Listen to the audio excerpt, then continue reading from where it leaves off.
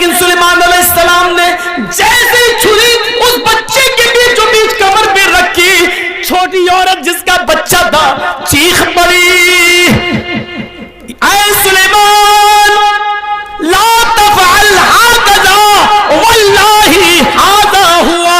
ऐ सुलेमान आप इस बच्चे के टुकड़े टुकड़े मत कीजिए। ऐ सुलेमान ये मेरा बेटा नहीं है, मैं झूठ बोल रही हूँ। ऐ सुलेमान ये मेरा बच्चा नहीं है। व नऊज़ु बिल्लाहि मिन शुरूरि अनफुसिना व मिन सय्यिआति अअमालिना।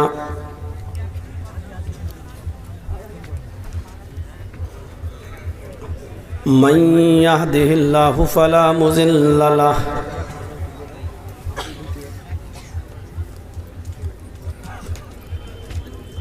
व मन युज़लिल्हु फला हादिय लहु।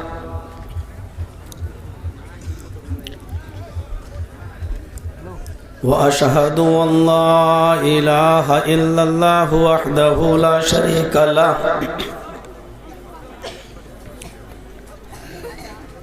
व अशहदु अन्न मुहम्मदन अब्दुहु व रसूलुहु। अम्मा बाद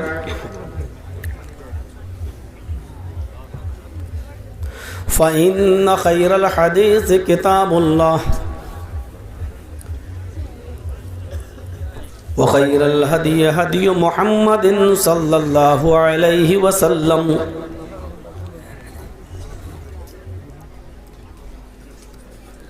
व शर्रुल उमूरि मुहदसातुहा व कुल्लु मुहदसतिन बिदअह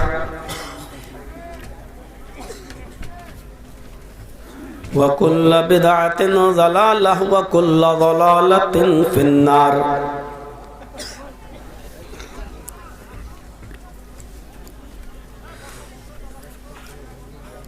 अऊज़ु बिल्लाहि मिनश शैतानिर रजीम। बिस्मिल्लाहिर रहमानिर रहीम।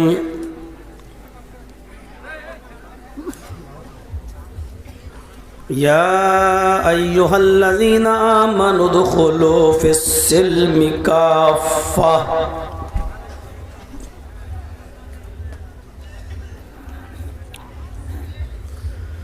वअन उमर इब्नुल ख़त्ताब रज़ियल्लाहु तआला अन्हु क़ाल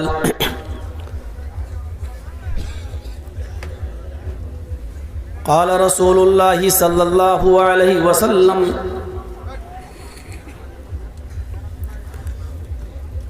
इन्नमल अअमालु बिन्नियात।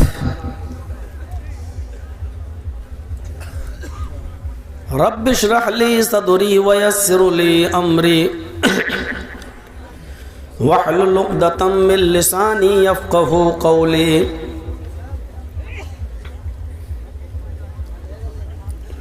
मंच पर बैठे हुए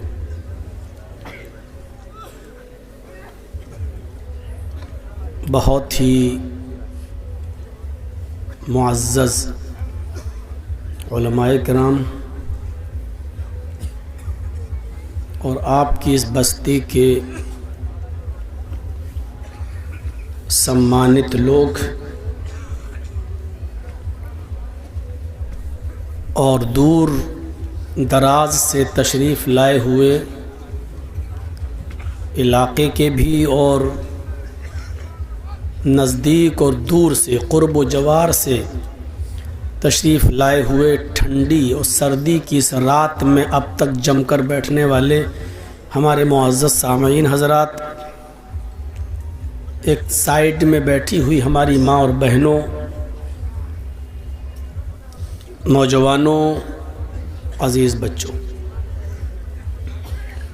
बहुत बड़ी खुशनसीबी की बात है कि मुझे आपके इस क्षेत्र में और इस गांव में पहली बार आने का ये मौका मिला है। आपने मेहनत करके इस जलसे को रचाया है और ये साबित कर दिया है कि अगर इरादा मजबूत हो तो बड़े से बड़े काम किए जा सकते हैं। इस जलसे में आपके इस इलाके के महबूब विधायक MLA साहब तजम्मुल हुसैन साहब को भी तशरीफ़ लाना था, लेकिन तबीयत कुछ ख़राब हो गई। अभी हमारी उनके भाई से बातचीत चल रही थी, पेट में कुछ गड़बड़ी है जिसकी वजह से वो इस इजलास में शिरकत नहीं कर सके। अल्लाह से दुआ कीजिए कि इलाहुल आलमीन उनको शिफाए कामिला और आजिला अता फरमाए और जल्द से जल्द उनको सेहत व तंदुरुस्ती अता फरमाए, ताकि वो कौम का और आपके इस समाज का वो काम अच्छी तरीक़े से फिर कर सकें। हमारी दुआएं उनके साथ हैं, आप भी उनको अपनी दुआओं में याद रखिए। मैंने बहुत ही छोटी सी एक आयत का टुकड़ा आपके सामने पढ़ा है। अगर देखा जाए तो वो छोटा ज़रूर है, लेकिन पूरे कुरान का एसेंस, पूरे कुरान का निचोड़, पूरे कुरान का खुलासा इसी आयत के एक टुकड़े के अंदर मौजूद है। या अय्युहल्लज़ीना आमनु दुखुलू फिस्सिल्मि काफ़ा। आप जितनी खामोशी के साथ सुनेंगे उतना ही ज़्यादा समझ में आपको आएगा। मैं बहुत कोशिश करूँगा कि आपको बहुत आसान उर्दू और हिंदी के लफ्ज़, वो वर्ड इस्तेमाल करके आपको समझा सकूं। मुझे मालूम है कि आधा और 1 घंटे के बाद आप छटना शुरू हो जाएंगे, क्योंकि जब हमारी बात सर से ऊपर गुजरेगी और आपके समझ में नहीं आएगी तो आप फिर यहाँ बैठेंगे नहीं और आपसे पहले हमारी माँ बहनें यहाँ से जाना शुरू कर देंगे। हालांकि उनकी समझ में मेरी बात और ज़्यादा आनी चाहिए, क्योंकि सीरियल वो ज़्यादा देखती हैं, टीवी वो ज़्यादा देख रही हैं, तो उनको तो और ज़्यादा समझ में आना चाहिए हमारी हिंदी उर्दू, लेकिन वो सबसे पहले जाना शुरू कर देती हैं। अल्लाह रब्बुल आलमीन ने फरमाया, देखिए कितनी छोटी सी बात कही, लेकिन बात कितनी बड़ी है। या अय्युहल्लज़ीना आमनु दुखुलू फिस्सिल्मि काफ़ा। ऐ ईमान वालो, ऐ मुसलमानों, तुम इस्लाम के अंदर पूरे के पूरे दाखिल हो जाओ, कंप्लीटली मुस्लिम बन जाओ, मुकम्मल तौर पर तुम इस्लाम के अंदर दाखिल हो जाओ। इसका मतलब जानते हो क्या है? इस आयत का मतलब यह है कि इस्लाम हमारी मर्जी के मुताबिक उस पर अमल नहीं किया जाएगा, हमारे दिल से नहीं चलेगा, बल्कि इस्लाम मुहम्मदुर रसूलुल्लाह सल्लल्लाहु अलैहि वसल्लम की मर्जी के मुताबिक चलेगा। हम जो चाहें वो करें वो इस्लाम नहीं है। मुहम्मदुर रसूलुल्लाह ने जो बताया है हमें वो करना है, वो इस्लाम है। मुस्लिम का माना क्या होता है? इस्लाम को लाकर एक आदमी मुस्लिम हो जाता है। मुस्लिम का माना क्या होता है आपको मालूम है? मुस्लिम, अल्लाह ताला हम सबको हज करने की तौफीक अता फरमाए। जब आप सऊदी अरब के अंदर जाएं तो किसी अरबी से पूछना आपके यहाँ मुस्लिम किसको कहते हैं। अरब आपको बताएंगे, अरब के अंदर मुस्लिम उस ऊंट को कहा जाता है जिसकी नाक में नकेल डाल दी गई हो, रस्सी डाल दी गई हो, और ऊंट कोई भी काम अपनी मर्जी से न करता हो। ऊंट का मालिक जब रस्सी पकड़ के उठाता है तो ऊंट उड़ता है। ऊंट का मालिक जब रस्सी से इशारा करता है, बिठाता है तो बैठता है। ऊंट का मालिक उसको खींच के पानी के पास ले जाता है, तब ऊंट पानी पीता है। ऊंट का मालिक जब ऊंट को खिलाता है तो ऊंट खाता है। ऊंट का मालिक जब उसको लेके चलता है तो ऊंट जाता है। ऊंट का मालिक जब उसको बांधने के लिए उसके गहवारे में जाता है तो ऊंट वहां पहुंच जाता है, यानी ऊंट के नाक में नकेल पड़ गई है। वो ऊंट अपनी मर्जी से कुछ नहीं कर सकता, जो कुछ भी करेगा अपने मालिक की मर्जी से करता है। ऐसे ऊंट को अरब क्या कहते हैं? हाजल जमालुल मुस्लिम, ये मुस्लिम ऊंट है, अपने मालिक का फर्मा बरदार ऊंट है। उसी मुस्लिम से मुस्लिम बना है। हम और आप मुस्लिम हैं। मुस्लिम का मतलब क्या है? अपनी मर्जी के मालिक नहीं है। हमारी नाक में भी एक नकेल डाल दी गई है शरीयत की। हम वहीं बैठेंगे जहां शरीयत हमें बैठने की इजाजत देती है, हम वहीं खड़े होंगे जहां शरीयत हमें खड़े होने की इजाजत देती है। हम इतना ही नहीं, वही खाएंगे शरीयत जो हमें इजाजत देती है, हम उसी चीज को पिएंगे शरीयत जिसको पीने की इजाजत देती है। गोया कि ये कह दिया जाए कि एक मुसलमान आवारा और खुला हुआ जानवर नहीं होता है कि वो जिसके खेत में जाना चाहे मुंह मारता फिरे। एक मुसलमान खूंटे से बंधा हुआ गाय, बैल, बकरी या कोई जानवर जो खूंटे से बंधा हुआ होता है, एक मुसलमान की पहचान वही होती है, वो एक खूंटे से बंधा हुआ है। कितना भी भाग ले कोई जानवर, जो जानवर खूंटे से बंधा है, रस्सी से बंधा है, वो कितना भी जाए लेकिन वो अपनी सीमा से बाहर नहीं जा सकता है। जितनी बड़ी रस्सी होगी वो उतना ही दूर जाएगा, उससे आगे नहीं जा सकता है, फिर उसको लौटकर अपने खूंटे के पास ही आना है। यही एक मुसलमान और एक मोमिन की तारीफ है। एक मुसलमान उतना ही लाइन को क्रॉस कर सकता है जितना वो जा सकता है, हद से ज्यादा नहीं, लौट कर उसको फिर वहीं आना है।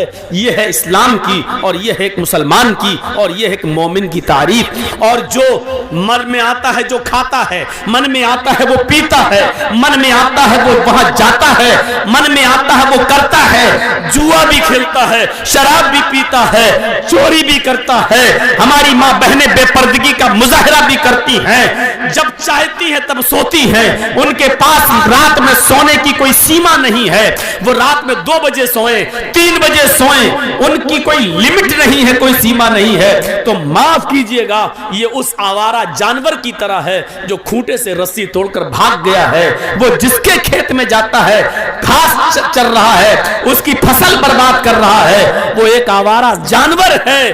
और वो ऐसा जानवर है कि जिसके नाक में नकेल नहीं है, उसको कोई भी पकड़ सकता है, उसकी कोई भी चोरी कर सकता है, उसको कोई भी खा सकता है, उसको कोई भी काट सकता है, क्योंकि वो आवारा है और अपने मालिक से भागा हुआ है। तो मेरे भाइयों, जिस तरीके से मालिक से भागा हुआ जानवर महफूज नहीं है, उसी तरीके से शरीयत के बाहर जिंदगी गुजारने वाला मुसलमान महफूज नहीं है। इसी को अल्लाह के रसूल ने कहा था, यूशिकुल उममु अन तदा अलैकुम कमा तदाल अकलतु अला किसतिहा। एक जमाना तुम्हारे ऊपर ऐसा आ जाएगा कि सब जिस तरीके से भूखे लोग दस्तरखान पर टूट पड़ते हैं, भूखे लोगों को जहां खाना मिलता है वहीं टूट पड़ते हैं, ऐसी दुनिया की सारी कौमें तुम्हारे ऊपर टूट पड़ेंगी। दुनिया की सारी कौमें तुम्हारे ऊपर टूट पड़ेंगी। जिस तरह भूखे दस्तरखान पर, प्यालों पर टूट पड़ते हैं, उसी तरीके से दुनिया की सारी कौमें तुम्हारे ऊपर टूट पड़ेंगी। आज वो जमाना हम अपनी आंखों से देख रहे हैं। मुसलमान कहीं भी महफूज नहीं है। दुनिया के किसी चप्पे में चले जाइए आप, मुसलमान महफूज नहीं है। वो फिलिस्तीन जो अरबों के अंडर में था, आज वो फिलिस्तीन यहूदियों के कब्जे में है। फिलिस्तीन, इजराइल फिलिस्तीन के कब्जे में है। वो बैतुल मुकद्दस जिस पर हमने 800 साल जो हमारे दायरे में रही, जो हमारे कंट्रोल में रही, हमारी नाइत्तिफाकी बढ़ी, जब हमारे दरमियान, जब हमारे बीच में फिरकाबंदी हुई, तू हनफी, तू शाफई, तू बरेलवी, तू शिया, तेरे पीछे मेरी नमाज नहीं, मेरे पीछे तेरी नमाज नहीं, जब ये सारी बातें हमारे दरमियान आई तो बैतुल मुकद्दस आज यहूदियों के कब्जे में चला गया। हमारे अंदर मेजॉरिटी नहीं है, हमारे अंदर इत्तिफाक नहीं है, हमारे अंदर इत्तिहाद नहीं है, हमारे अंदर एक एकजुटता नहीं है, हमारे अंदर फिरकों में बटे होने की लालसा जागी हुई है। हम एक दूसरे को गाली दे रहे हैं, हम एक दूसरे के पीछे पड़े हुए हैं। मेरे भाइयों, ये चीज हमें दूर कर देती है। शरीयत की नकेल अपने अंदर डालिए, शरीयत की नकेल अपने अंदर डालिए। कुरान ने क्या कहा? या अय्युहल्लज़ीना आमनु दुखुलू फिस्सिल्मि काफ़ा, ऐ ईमानो वालो, ऐ मुसलमानों, तुम इस्लाम के अंदर पूरे के पूरे दाखिल हो जाओ, पूरे के पूरे दाखिल हो जाओ। क्या कोई कह सकता है कि हम पूरे के पूरे इस्लाम में दाखिल हैं? एक आदमी उठा, 10 बजे सो के उठ रहा है, फजर की नमाज उसने नहीं पढ़ी, जोहर की नमाज पढ़ाया, मगरिब की नमाज पढ़ाया, असर की नमाज पढ़ाया, इशा की नमाज में फिर हिम्मत नहीं हुई, सर्दी की रातें, फिर जाके सो गया। क्या 3 वक्त की नमाजें पढ़कर हम बिस्तर पे सो जाते हैं और अपने आप को हम मुसलमान समझते हैं? अल्लाह ने और उसके रसूल ने हम पर फर्ज की है 5 वक्त की नमाज। कोई आदमी 2 वक्त की नमाज को अहमियत नहीं देता, फजर में सो जाता है, इशा में सो जाता है और 3 वक्त की नमाज पढ़ लेता है। मेरे भाइयों, ये आदमी डबल गुनाहगार है। कभी आपने सोचा है क्यों इस आदमी को डबल गुनाह क्यों पड़ेगा? आप ही बताइए। आपका एक बच्चा है, 10 साल का है, मान लीजिए 5th में पढ़ रहा है, 6th में पढ़ रहा है, स्कूल जाता है, स्कूल का टाइम है उसका 8 बजे स्कूल है, 1 बजे छुट्टी है, लेकिन आपका बच्चा हमेशा कभी 8:30 पे पहुंचता है, कभी 9 पे पहुंचता है।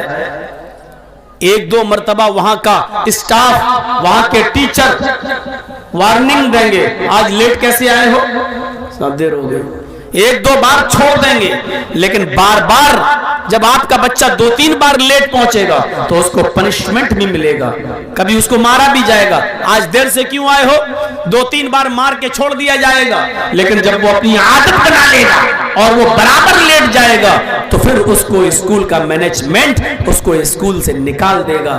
क्यों? और एक वो बच्चा है जो स्कूल जाता ही नहीं है, ना उसको मारा जाता है ना निकाला जाता है। क्यों? वो तो जा ही नहीं रहा है, वो तो जा ही नहीं रहा है, ना उसको मारा जा रहा है ना निकाला जा रहा है। क्यों? वो तो जा ही नहीं रहा, तो उसको क्यों मारेंगे?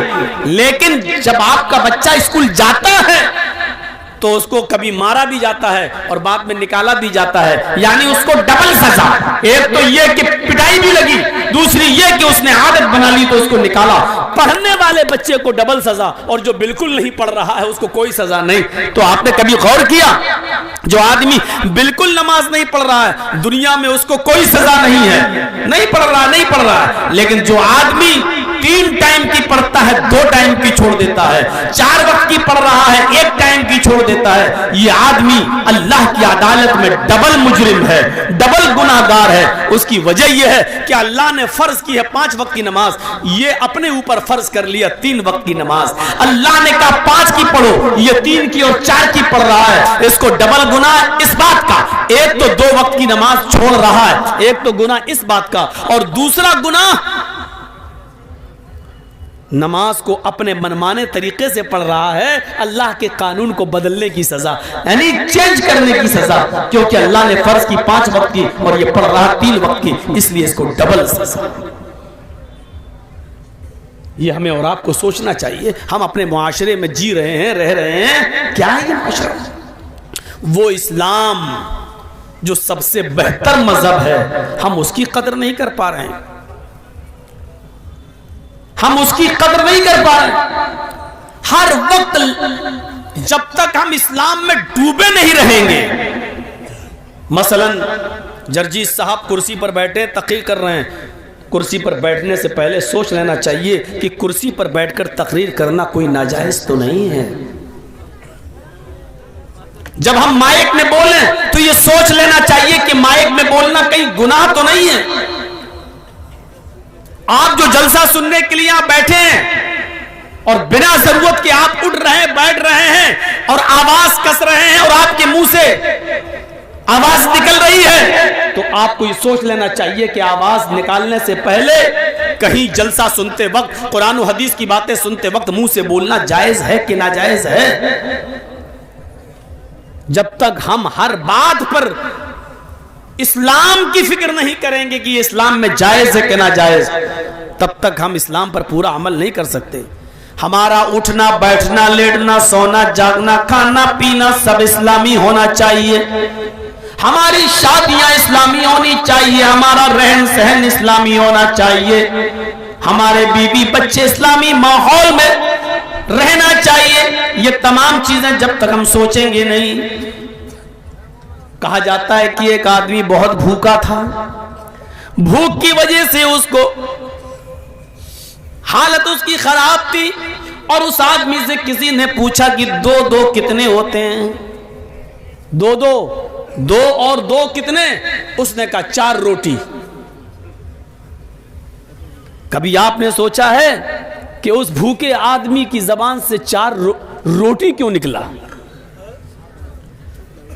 उसको 4 पेन भी तो कह सकता था, 4 फैन भी तो कह सकता था, 4 माइक भी तो कह सकता था, 4 किताब भी तो कह सकता था, 4 मोबाइल भी तो कह सकता था। और इसको भी कहने की जरूरत नहीं थी, क्योंकि पूछने वाले ने सिर्फ गिनती पूछी, 2 + 2 कितना, 2 और 2 कितना? उसका जवाब सिर्फ यह होना चाहिए था कि 4, लेकिन उसके मुंह से निकला क्या? 4 रोटी, क्योंकि उसको भूख लगी थी। उसका दिमाग सिर्फ रोटी की तरफ लगा हुआ था, उसका जहन सिर्फ खाने की तरफ लगा हुआ था। इसलिए सवाल न समझते हुए भी उसने जवाब में रोटी कह दिया। इससे क्या पता चलता है? इससे पता यह चलता है कि जिसका दिमाग जिस चीज में लगा हुआ है उससे वही चीज नमूदार होती है, जाहिर होती है। हमारा उठना, हमारा बैठना, हमारा दिमाग इसी में लगना चाहिए। हमारा उठना इस्लामी है या नहीं, हमारा बैठना इस्लामी है या नहीं, हमारा खाना इस्लामी है या नहीं, हमारा पीना इस्लामी है या नहीं, हमारा चलना इस्लामी है या नहीं, हम अपनी बेटी की जो शादी कर रहे हैं वो इस्लामी है या नहीं। जब तक हमारी सोच, हमारा दिमाग, हमारा माइंड जब तक पूरा का पूरा इस्लाम की तरफ नहीं लगेगा, हम इस्लाम के ऊपर पूरे के पूरे अमल नहीं कर सकते और इस्लाम के अंदर पूरे के पूरे हम दाखिल नहीं हो सकते हैं। कुरान कहता है या अय्युहल्लज़ीना आमनू उदखुलू फिस्सिल्मी काफ़ा, आई ईमानो वालो तुम इस्लाम के अंदर पूरे के पूरे दाखिल हो जाओ। इस्लाम के अंदर इसलिए दाखिल हो जाओ क्योंकि इस्लाम सबसे बेहतर मजहब है। दूसरे मजहबों को क्रिटिसाइज नहीं करना चाहिए, उन पर तनकीद नहीं करना चाहिए। हर आदमी अपने अपने मजहब पर अमल करने के लिए आज़ाद है और हर आदमी को अपने मजहब को सबसे अच्छा कहने का भी अधिकार है। वो जिस मजहब पर अमल कर रहा है वो कह सकता है कि हमारा मजहब सबसे अच्छा है। हम मुसलमान हैं, हम कह सकते हैं कि हमारा मजहब सबसे अच्छा है। कुरान इस बात की गवाही देता है, इन्नद्दीन इंदल्लाहिल इस्लाम, अल्लाह की दृष्टि में, अल्लाह की नजर में सबसे बेहतर अगर कोई मजहब है, सबसे बेहतर अगर कोई दीन है तो वो इस्लाम है। सबसे बेहतर और बेहतर चीज की कुर्बानी कोई नहीं देता है। बेहतर चीज के लिए कुर्बानी दी जाती है, उसकी कुर्बानी कोई नहीं देता है। अभी सिर्फ आयतें सुन लो, मिसालें मैं बाद में देता हूं। सबसे पहला क्या बताया? इस्लाम सबसे बेहतर मजहब है। क्यों बेहतर है? क्योंकि ये कंप्लीट है, मुकम्मल है। दुनिया में कोई दूसरा मजहब कंप्लीट नहीं है। आप ईसाई मजहब उठा लो, ईसा अलैहिस्सलातु वस्सलाम की जिंदगी के सिर्फ 3 साल के हालात मालूम हैं। खुद ईसाइयों को 3 साल के हालात, बाइबल अगर आप पढ़ेंगे तो 3 साल से ज्यादा ईसा अलैहिस्सलाम के हालात नहीं मिलेंगे बाइबल में भी, सिर्फ 3 साल के। तो 3 साल की जिंदगी किसी की आइडियल नहीं हो सकती है पूरी जिंदगी के लिए। ईसाइयों से पूछो कि वो शादी कैसे करेंगे, उनको नहीं मालूम। क्यों भाई? जिसको जाना है ये तो चला जाए और जिसको बैठना है वो बैठ जाए। सामने से हम नहीं उठने देंगे, पीछे से जाइए आप। मेरे सामने आप लेफ्ट राइट मत कीजिए। आपको इजाजत है, पूरी परमिशन है, जिसको जाना हो जाए। लेकिन जब मैं बोलने लगूं तब नहीं। अभी जाओ, कोई फर्ज थोड़ी है, जलसा सुनना कोई फर्ज नहीं है। अब जब कराए हो इतना चंदा वंदा खर्च करके, इतना पैसा खर्च करके, तो थोड़ा सा सुन लीजिए। अभी आपको कुछ अच्छी बातें भी आपके सामने आ रही हैं, ये सब अच्छी बातें हैं, लेकिन मजीद जो चीज आपको ज्यादा मुतासिर करेगी, तो मेरे भाइयों सुनिए, ईसाइयों के पास नहीं है। अगर उनसे पूछो कि शादी कैसे होती है, उनको नहीं मालूम। क्यों? क्योंकि ईसा अलैहिस्सलातु वस्सलाम ने शादी नहीं की थी। हमारा कुरान ये कहता है कि ईसा अलैहिस्सलाम को जिंदा आसमान पर उठा लिया गया है और कुर्ब क़यामत वो दोबारा आएंगे। जब वो इस दुनिया में दोबारा आएंगे तो शादी करेंगे और फिर उनकी बीवी और के साथ बच्चे भी होंगे। यानी अभी उनकी शादी नहीं हुई। तो जिस नबी ने शादी न की हो उसकी कौम को कैसे मालूम कि शादी कैसे होती है? ईसा अलैहिस्सलाम ने शादी का कोई तरीका भी नहीं बताया। पूरी रामायण पढ़ जाइए आप। 2 रामायणें हैं, रामचरितमानस तुलसीदास जी की और एक रामायण है वाल्मीकि जी की, जिसको बोलते हैं वाल्मीकि रामायण। दोनों रामायण पढ़ जाइए। रामचंद्र जी की पूरी जिंदगी आपको नहीं मिलेगी। रामचंद्र जी की पूरी जिंदगी के हालात रामायण में नहीं मिलेंगे। उनकी भी चंद साल की जिंदगी के हालात रामायण में बंद है बस। इसलिए हिंदू भाइयों के पास भी सिर्फ इतना है, दानम दीक्षिता, दान दो, खैरात करो, लेकिन कितनी खैरात? मसलन आपके यहाँ खेती बाड़ी होती है, धान पैदा होता है, तो हदीसों में आता है ना कि धान में कितनी ज़कात देना है। अगर आसमान से बारिश होती है और बारिश के पानी से अगर धान पैदा होता है तो उसकी ज़कात अलग है। आसमान से बारिश नहीं हुई है, आपने सरकारी पानी नल चलाकर और जनरेटर के ज़रिए पानी खींचकर आपने खेत को सींचा है, उस पानी से धान पैदा हुआ है तो उसकी ज़कात अलग है। सोना और चांदी की ज़कात अलग है। समंदर या आपके तालाब में कितनी मछलियां होनी चाहिए कि उस पर ज़कात फ़र्ज होती है। कितनी बकरियों पर ज़कात फ़र्ज है। कितनी भैंसें और गाय होनी चाहिए कि जब आपके ऊपर ज़कात फ़र्ज बन जाएगी। ऊंट कितने होना चाहिए। कपड़े का बिजनेस करते हैं तो कपड़ा कितना होना चाहिए। आप जिस मकान में रहते हैं उस मकान में ज़कात है या नहीं। आपके मकान के अलावा 2-4 प्लाट और पड़े हुए हैं जो आपने खरीद के डाल दिए, उन प्लाट पे ज़कात है या नहीं। अगर वो प्लाट आपके अपने हैं तो उस पर ज़कात है या नहीं। या उन प्लाट को आप बेचना चाहते हैं, उससे बिजनेस करना चाहते हैं, उस पर ज़कात है या नहीं। है तो कितनी है। ये सारी चीजें ऐसी हैं जो इस्लाम बताता है, लेकिन हिंदू धर्म के अंदर इसकी कोई सीमा नहीं है।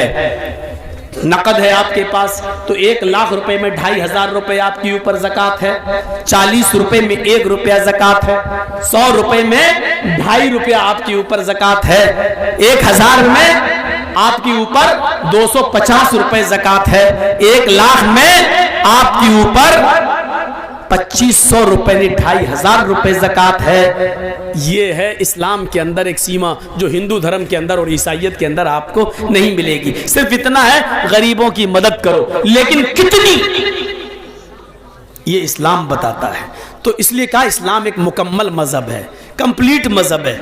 शादी अल्लाह के नबी ने करके दिखलाई है, और करके ही नहीं दिखलाई है बल्कि आपकी पहली शादी, आप आश्चर्य करेंगे, सुनिए, आपकी पहली शादी कितनी साल की उम्र में हुई?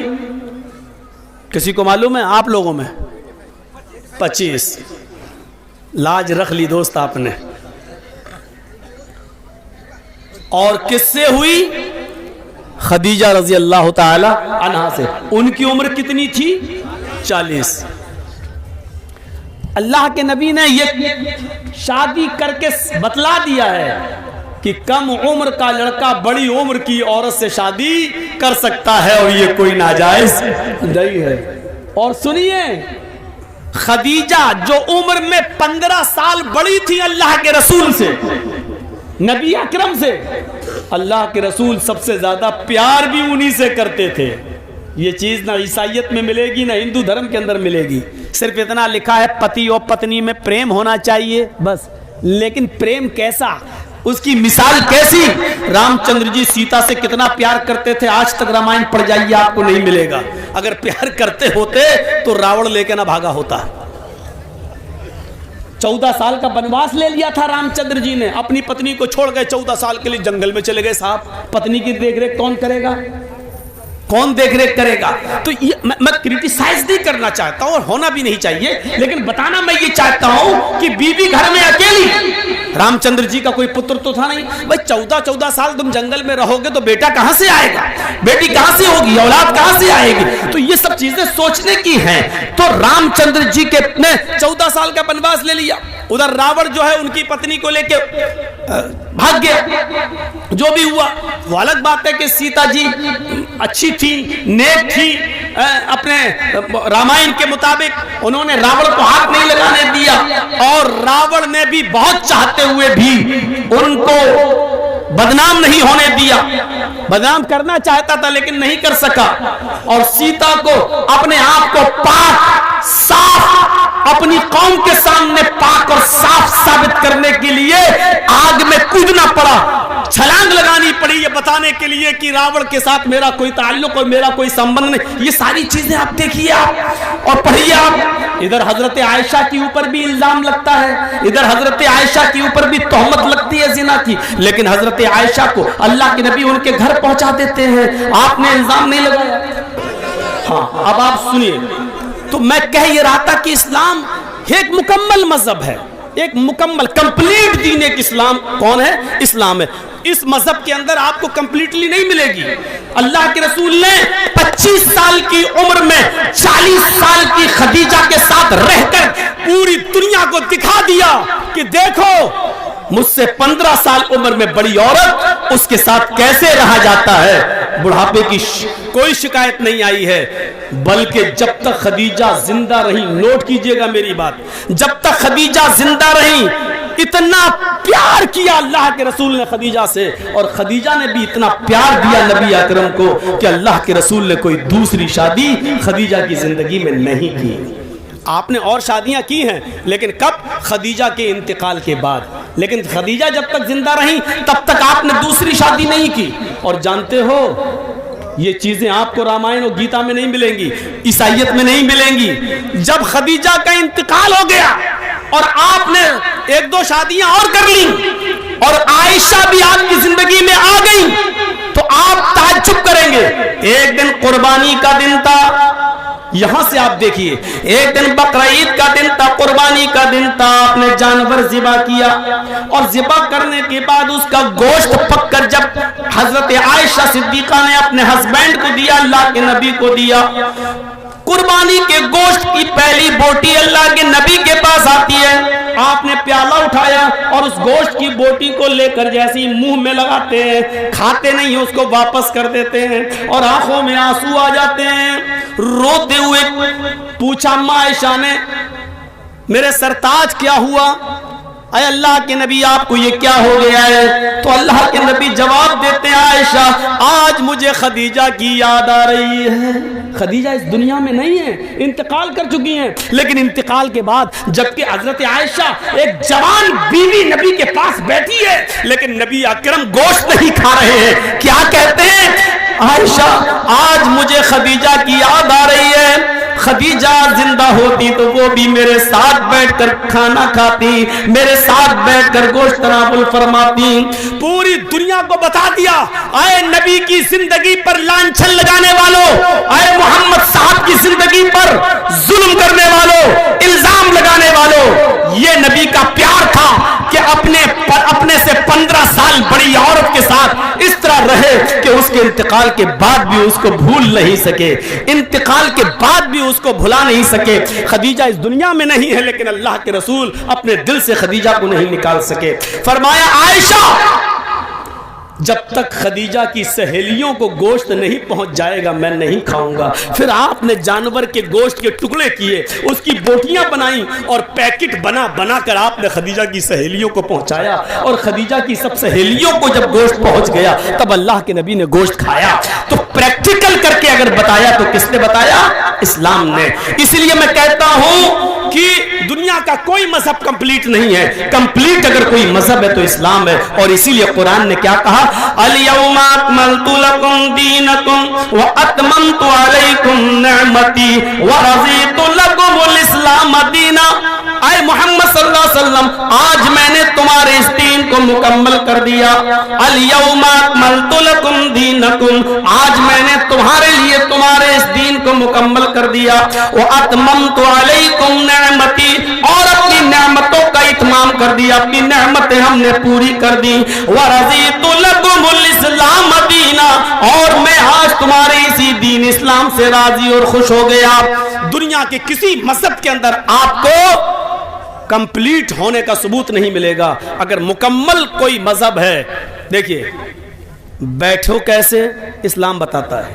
दुनिया के किसी धर्म में देख लो, खड़े होकर खाना चाहिए कि बैठ के खाना चाहिए, ना हिंदू धर्म बताएगा, ना ईसाई बताएगा, ना यहूदी बताएगा, लेकिन इस्लाम बताएगा कि खाना कैसे खाओ। 3 तरीके बताए, या तो दोनों पैर ऊपर करके उखड़ू बैठ के खाओ, या दोनों पैर पीछे कर लो जैसे अत्तहियात में बैठा जाता है, उस तरीके से बैठ के खाओ। मेरे भाइयों, खाने के तरीके किस तरीके से खाया जाए, एक पैर बिछा लिया जाए और एक पैर खड़ा कर दिया जाए, इस तरीके से, ये 3 तरीके अगर बताए हैं तो इस्लाम ने बताए हैं। दुनिया के किसी धर्म ने यह नहीं बताया कि कितना खाओ। इस्लाम कहता है कि खाते वक्त अपने पेट के 3 हिस्से कर लो, एक हिस्सा खाओ, एक हिस्से में पानी पियो और एक हिस्सा खाली छोड़ दो, ताकि तुम अल्लाह को याद कर सको, अल्लाह का जिक्र कर सको। आज की मेडिकल साइंस कहती है जो लोग पेट भर के खाना खा लेते हैं, जिसको हमारे यहाँ कहा जाता है ठूस कर खाना, हलक तक खा लेना, जो इतना खाते हैं वो हमेशा बीमारियों में मुब्तला रहते हैं। और अल्लाह के रसूल के मुताबिक, सुन्नत के मुताबिक अगर कोई लोग खाना खाने शुरू कर दें, 2 हिस्से में खाएं, एक हिस्सा खाली छोड़ दें, तो ये बीमार हो ही नहीं सकता, क्योंकि पेट तमाम बीमारियों की जड़ है। पेट तमाम बीमारियों की जड़ है। जब पेट ठीक रहेगा तो आदमी अपने आप सही रहेगा। तो ये कंप्लीटली अगर कोई मजहब है, मुकम्मल कोई मजहब है, तो वो इस्लाम है। इसीलिए फरमाया वमन यब्तगी गैरल इस्लामी दीनन फलन युक़बल मिन्हु, इस्लाम को छोड़कर अगर कोई दूसरा दीन तलाश करोगे तो वो हरगिज कबूल नहीं किया जाएगा। इस्लाम को छोड़कर अगर कोई दूसरा दीन तलाश करोगे तो वो हरगिज कबूल नहीं किया जाएगा, वो दीन माना ही नहीं जाएगा। इस्लाम को छोड़कर अगर कोई दूसरा दीन तलाश करोगे तो वो कबूल नहीं किया जाएगा। वहुवा फिल आखिरति मिनल खासिरीन, और वो आखिरत के अंदर खसारा उठाने वालों में से, नुकसान उठाने वालों में से होगा। यह है इस्लाम। इसके अलावा दूसरा दीन तलाश करोगे तो वो कबूल नहीं किया जाएगा। अब आइए थोड़ा सा आपको यह भी बता दूं कि इस्लाम किस चीज का नाम है। हम समझते हैं कि जो कुछ भी कर लो वो इस्लाम है। नहीं नहीं, इस्लाम 2 चीजों का नाम है, रब के कुरान का और मुहम्मदुर रसूलुल्लाह के फरमान का। आप कितना भी अच्छा काम कर लें, कितना भी अच्छा काम कर लें, लेकिन अगर कुरान की मोहर नहीं है या मुहम्मदुर रसूलुल्लाह सल्लल्लाहु अलैहि वसल्लम की उस पर मोहर नहीं है, तो वो अल्लाह के यहां कबूल नहीं होगा। देखिए यहाँ हर मसलक के लोग आए होंगे, ज्यादातर अहले हदीस हैं, मैंने मान लिया, लेकिन एक बात याद रखिएगा, बहुत गौर से सुनिएगा, किसी पर कोई क्रिटिसाइज नहीं होनी चाहिए, किसी पर कोई हमला नहीं होना चाहिए। हर आदमी को अपने मसलक पर अमल करने का इख्तियार है। लेकिन ये बात कौन नहीं मानेगा कि इस्लाम कुरान और हदीस का नाम है। मसला ये नहीं है कि आप जोहर में 12 रकात पढ़ते हैं या 10 रकात पढ़ते हैं। मसला ये नहीं है कि तरावी 8 रकात पढ़ना चाहिए या 20 रकात पढ़ना चाहिए। मसला ये नहीं है कि मगरिब के अंदर 5 रकात पढ़ना चाहिए या 7 रकात पढ़ना चाहिए, ईशा की 7 रकात पढ़नी चाहिए या 17 रकात पढ़नी चाहिए। ये कोई मसला नहीं है। मसला ये है कि हम जो इबादत कर रहे हैं वो जनाबे मुहम्मदुर रसूलुल्लाह के तरीके पर हो रही है या नहीं हो रही है, बस इतनी सी बात है। हर मुसलमान जब भी नमाज पढ़े तो वो ये सोचे कि जनाबे मुहम्मदुर रसूलुल्लाह ने ऐसी नमाज पढ़ी या नहीं, ऐसा रोजा रखा या नहीं रखा। मसलन रोजा इफ्तार का टाइम हो रहा है हमारे यहाँ, मान लीजिए हरिश्चंद्रपुर में 5:25 पर, एक मिसाल दे रहा हूँ। अब आदमी 5:25 पर बैठा हुआ है, हम रोजा नहीं खोलेंगे। नहीं, क्यों? पता नहीं सूरज डूबा होगा या नहीं डूबा होगा। 5:30 हो गए फिर भी रोजा नहीं खोलना। नहीं, थोड़ा सा और भूखा रह लूं तो और ज्यादा सवाब मिलेगा, तो मिलेगा। अब वो ईशा तक रुक जाता नहीं, ईशा तक और भूखा रह लूं और ज्यादा सवाब मिलेगा, तो उसको सवाब मिलेगा? नहीं मिलेगा। क्या होगा? गुनाह और पड़ेगा। क्यों? क्योंकि उसने रोजा तो रखा लेकिन रोजा मोहम्मद रसूलुल्लाह के तरीके पर नहीं रखा। अल्लाह के नबी सल्लल्लाहु अलैहि वसल्लम ने यह फरमाया था कि लोग, मेरी उम्मत उस वक्त तक खैर और भलाई में रहेंगे जब तक कि वो रोजा इफ्तार करने में जल्दी करेंगे। अब जल्दी करने का यह भी मतलब नहीं है कि असर के बाद ही खोल लो। जल्दी करने का मतलब यह है कि जैसे ही 5:25 पर सूरज डूबा आप फौरन रोजा इफ्तार कर लो, लेट मत होइए। अब जर्जीत साहब के यहाँ मान लीजिए हरिश्चंद्रपुर में 5 बजे सहरी का टाइम खत्म हो रहा है सुबह। जर्जीत साहब की आंख लग गई, 7 बजे उठे। क्या हुआ यार, सहरी नहीं कर, अच्छा कितना, 5 बजे सहरी का टाइम खत्म था, 7 बज गए, 2 ही घंटा तो लेट हुए, चलो अब सहरी कर लेते हैं। सहरी 7 बजे कर ली, उधर 5:25 पर इफ्तार का टाइम हो गया, नहीं अभी नहीं इफ्तार करेंगे क्योंकि 2 घंटे बाद सहरी की थी इसलिए 2 घंटे बाद इफ्तार करेंगे। उधर हम 5:25 के बजाय 7:25 पे इफ्तार कर रहे हैं। टाइम तो बराबर हो गया ना, टाइम तो बराबर हो गया ना, लेकिन ये रोजा नहीं माना जाएगा क्योंकि सहरी का टाइम खत्म हो रहा था 5 बजे, आपको 4:59 तक सहरी करना थी, 5:01 पे नहीं करना थी, लेकिन आप तो 7 बजे कर रहे हैं। आपने उसूल तोड़ दिया, ज़ाब्ता तोड़ दिया, नबी अकरम का बनाया हुआ कानून तोड़ दिया, इसलिए आपका रोजा कबूल नहीं किया जाएगा। चाहे आप 7:30 बजे खोलें, 8:30 बजे खोलें, 9:30 बजे इफ्तार करें, लेकिन नहीं माना जाएगा क्योंकि रोजा रखना मकसद नहीं है, शरीयत की पाबंदी कराना मकसद है। आइए एक और चीज से समझा देते हैं हम आपको। एक कागज है मेरे पास, मान लीजिए जेब में पड़ा होगा, ये मान लीजिए एक लिफाफा है हमारे पास, इस पे मैंने एक लेटर लिख दिया और पोस्ट बॉक्स में डाल दिया। सुनिएगा, बड़ी अच्छी मिसाल दे रहा हूं, पोस्ट बॉक्स में डाल दिया, लेकिन उस पर 5 रुपए का जो टिकट लगता है सरकारी लिफाफे पर, वो हमने चिपका दिया, सरकारी टिकट, और एड्रेस लिखा। बताइए तो जब 5 रुपए का सरकारी टिकट लग गया और एड्रेस भी सही है तो हमारा लेटर अपने एड्रेस पर पहुंचेगा या नहीं पहुंचेगा?